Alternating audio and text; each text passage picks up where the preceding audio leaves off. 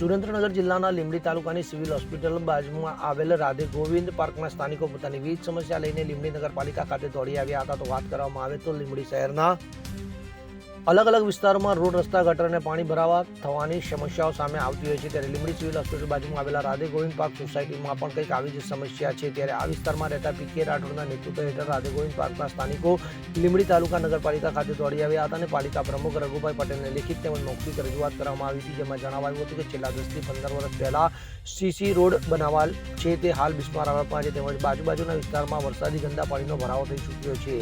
ત્યારે હાલના સમયે રોગચાળો ફાટી નીકળે તેવો ભય સ્થાનિકોમાં જોવા મળી રહ્યો છે. તેમજ સમયસર પાલિકાને દરેક પ્રકારના વેરા ભરવા છતાં પાલિકા કર્મચારી દ્વારા કોઈપણ જાતની સાફ સફાઈ કરવામાં આવતી નથી. જેથી તાત્કાલિક અસરથી સ્થાનિકોની માંગણી પૂરી કરો તેવી લેખિત રજૂઆત કરવામાં આવી હતી. અને જો આવનાર સમયમાં રાધે ગોવિંદ પાર્કમાં સુવિધા નહીં આપવામાં આવે તો ગાંધી ચિંધ્યા માર્ગ પર આંદોલન કરવાની ચીમકી પણ સ્થાનિકો દ્વારા ઉચ્ચારવામાં આવી હતી. ત્યારે મૌખિક રજૂઆતમાં પાલિકા પ્રમુખ રઘુભાઈએ થોડા સમયમાં આ તમામ પ્રશ્નોનું નિરાકરણ આવશે તેમ આશ્વાસન આપ્યું હતું. ત્યારે હવે જોવાનું એ રહ્યું કે આ રાધે ગોવિંદ પાર્કના સ્થાનિકોની માંગણીઓ ક્યારે પૂરી થાય છે.